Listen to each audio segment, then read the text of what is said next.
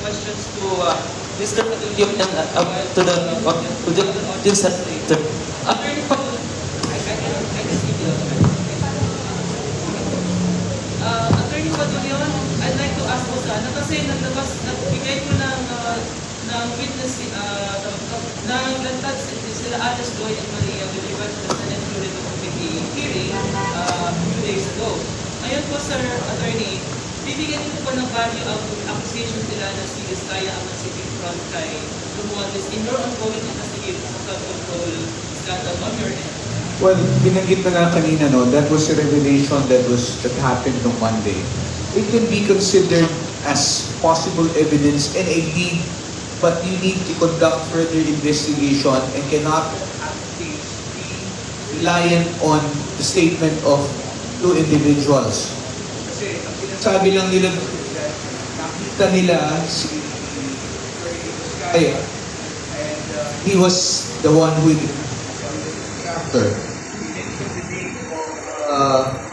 Former speaker na Steve. Now, you have to develop the case. You have to gather more evidence to support any case that may be filed as against anyone in that binigay nila sa Senate Law Report Committee. Okay? So hindi po yan, iwanagin ko lang, no? Tama po yun eh. May mga bagay na lumalabas during the investigations na nakakagulat, but it doesn't necessarily mean na parang, nakakagulat, kaso na kagad yan.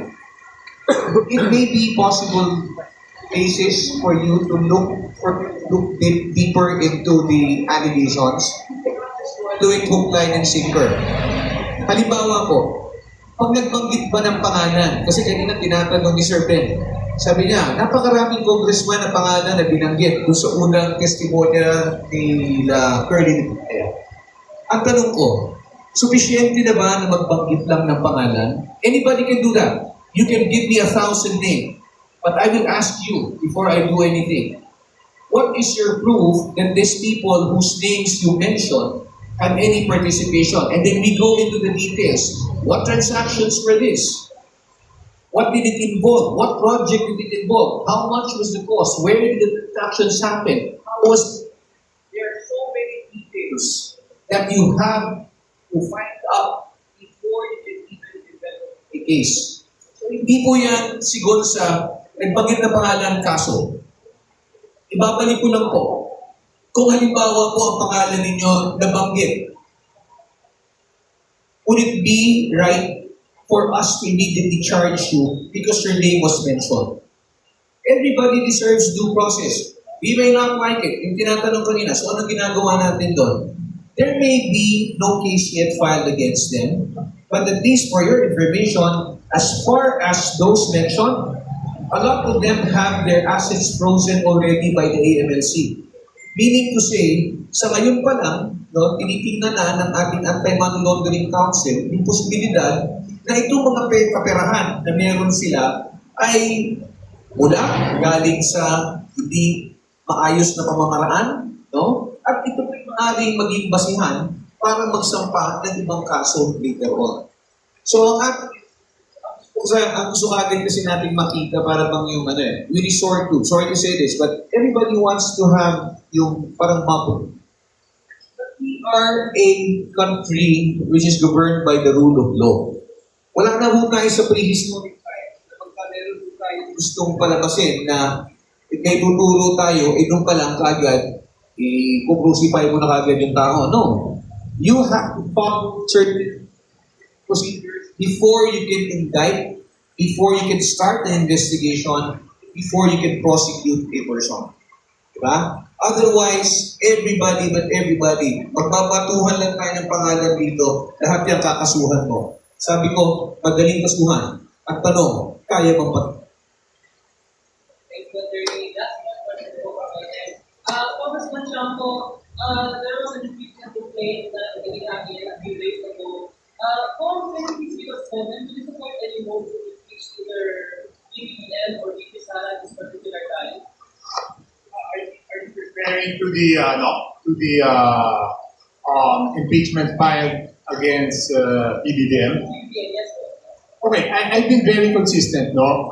Whether it's regarding the impeachment of VP Sara or impeachment of number one, ang prinsipyo ko dyan, everyone must be accountable. Walang, it is very clear. Very clear yan. Everyone must be held accountable.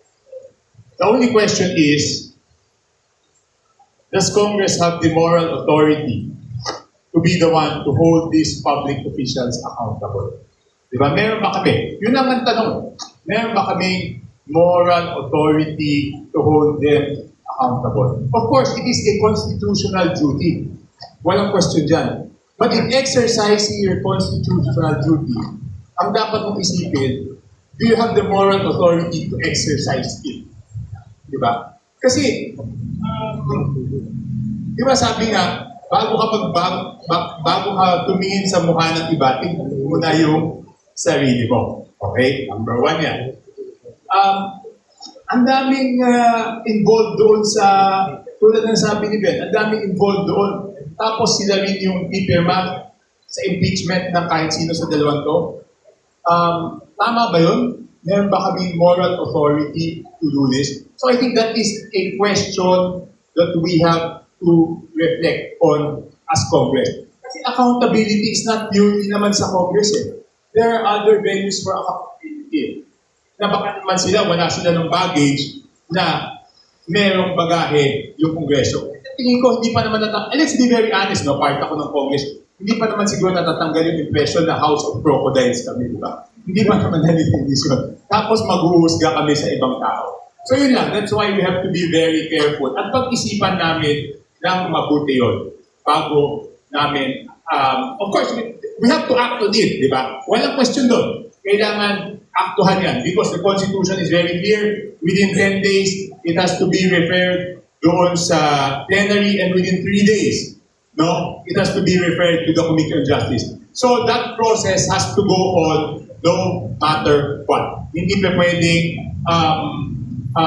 ihinto yung proseso na yon kasi constitutional mandate ng Kongreso yan. So hanggang doon sa punto na yon, kailangan ituloy yung proseso na yon.